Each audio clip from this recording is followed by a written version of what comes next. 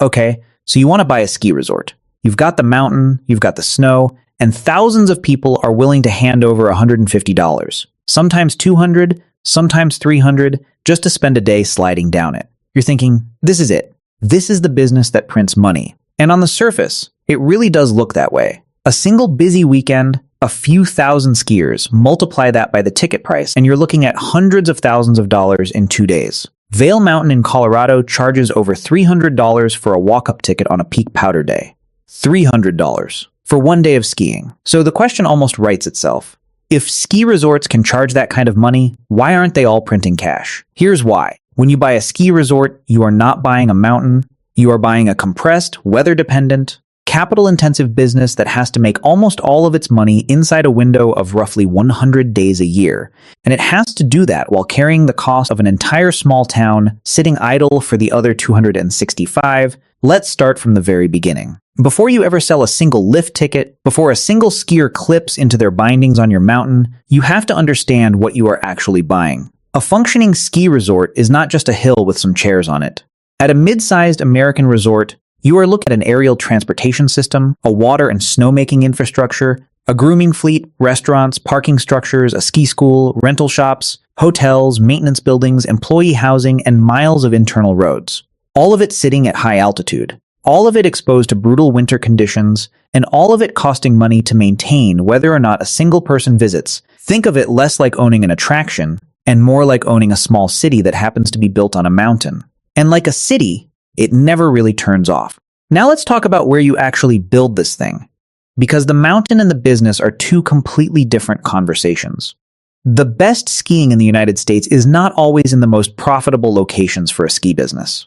Telluride in Colorado has some of the most spectacular terrain in North America, over 4,000 feet of vertical drop, deep powder, remote alpine scenery. But Telluride is not easy to get to. The nearest major airport is about 65 miles away over mountain roads. You are automatically limiting your audience to people willing to make a significant travel commitment. That limits volume, and volume is the engine that keeps the lights on. Compare that to a resort like Mountain Creek in New Jersey. The terrain is modest. The vertical is under 1,000 feet. But Mountain Creek sits about 45 miles from New York City. That proximity to one of the densest population centers on Earth is worth more to the business model than almost any amount of additional terrain. Proximity means volume. Volume means utilization. Utilization means the fixed cost base gets covered. This is the core trade-off at the heart of every ski resort acquisition. The best mountain is rarely the best business location. A remote peak with spectacular skiing will always be fighting for customers. A modest mountain near a dense metro area will never run out of them. So, wherever you land on that spectrum, here is what you actually have to spend before your first season opens. A high-speed detachable chairlift, the kind that slows the loading area so guests can board safely and then reattaches at full speed, costs somewhere between $8 and $16 million. A single lift. That's before installation, before the electrical work, before the underground piping and cable routing. A gondola system connecting your base village to the summit can run between $12 and $60 million, depending on the length and terrain. Snowmaking infrastructure, and we will come back to snowmaking in detail because it is one of the most important things in this entire business. The pipe networks, the pump stations, the water reservoirs, the guns themselves, that runs between $5 and $15 million for the initial plant at a mid-sized resort. Your grooming fleet. Each of those large tracked machines, the piston bully or the Prynoth, both of which are standard equipment at American resorts, runs between $450,000 and $650,000 per unit. A mid-sized resort might run 15 to 20 of them, your base lodge. A properly built mountain services complex at altitude, with commercial kitchens, guest services, and all the infrastructure that goes with it, costs between $10 and $40 million. Add it all up before you have sold a single ticket, and you are looking at a capital commitment that for a mid-sized American resort, not a Vail, not a Park City, a genuine regional destination, runs easily into the hundreds of millions of dollars. For major destination resorts, the number goes above $1 billion. This is not a business you can test. You cannot open with 2 lifts and a portable food stand and see how it goes. The full infrastructure has to be operational before anyone arrives. The safety certifications, the regulatory approvals, the Forest Service permits. Because most American ski resorts operate on United States Forest Service land under a special use permit, all of that has to be in place before opening day. The cost comes before the revenue, and that asymmetry shapes everything that follows. Now let's talk about the lift itself, because it is the single most important economic asset on the mountain. Think of the lift as a factory, not a scenic ride, not an amenity, a factory. What it produces every hour it runs is vertical transport. It takes people from the bottom to the top, and every time it does that, those people ski back down and spend more money. They eat lunch, they take another lesson, they rent equipment for another day. The lift is the engine of everything.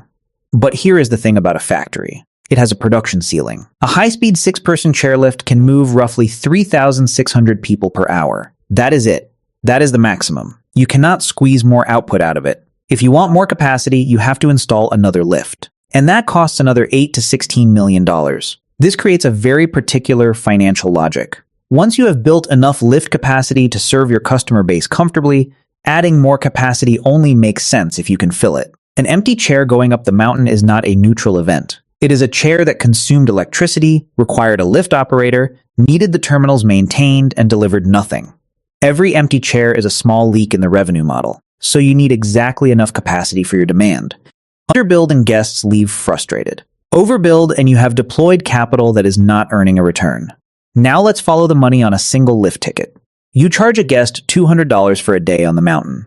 That sounds like extraordinary margin. It is not. Once you see what that $200 has to cover, labor is the single largest line item. Ski resorts are seasonal labor operations, and recruiting, housing, and retaining hundreds of workers for a winter season is expensive. Lift operators, ski patrol, which is a safety and liability requirement, not optional. Snowmakers, groomers, snowcat drivers, food service staff, rental technicians, lesson instructors, ticketing staff, parking attendants, and the maintenance crews who keep everything running. At a typical American resort, labor consumes between 20 and 35% of every dollar that comes in, then energy. Snowmaking alone requires a massive electrical draw. The pumps moving millions of gallons of water up a mountain run on electricity. The lifts run on electricity. The base lodges, the restaurants, the equipment shops, all electricity. Energy costs consume another 15 to 25 cents of every dollar, then fixed overhead. The Forest Service special use permit fee is typically calculated as a percentage of gross revenues, ranging from approximately 1.5% to 4% depending on the revenue tier. Liability insurance for an operation where guests are flying down icy slopes at speed is substantial. Property taxes on the land and facilities are ongoing. Marketing, administration, and corporate overhead add further, then debt service. Because most ski resorts are not bought with cash. They are acquired with debt, and that debt requires interest payments every single month, regardless of whether it snows. Strip all of that away from your $200 ticket, and the net operating contribution from that single sale, in isolation, is somewhere between 5 and 15%.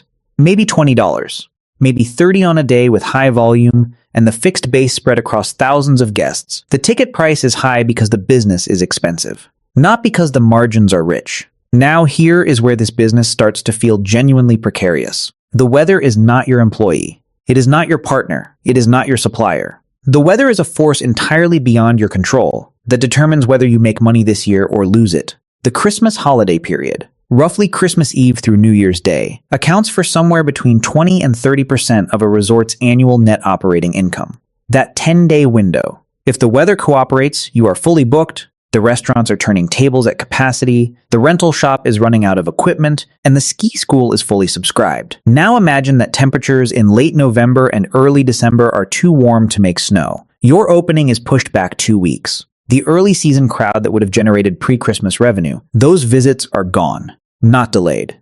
Gone. You cannot ski days you missed.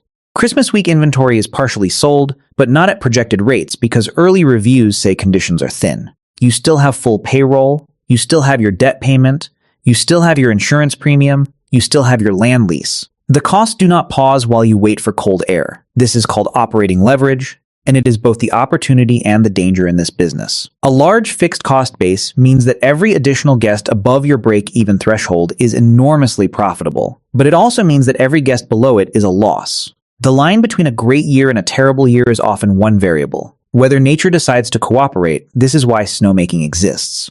And not as a nice-to-have, as a survival mechanism. To make artificial snow, you need sub-freezing temperatures at the so-called wet bulb level, a reading that combines air temperature and humidity. Efficient snowmaking generally requires that number to be at or below 29 degrees Fahrenheit. Below that threshold, high-pressure pumps push water up through underground pipes and out through snow guns mounted along the trails. The water atomizes under pressure and freezes into ice crystals before it hits the ground.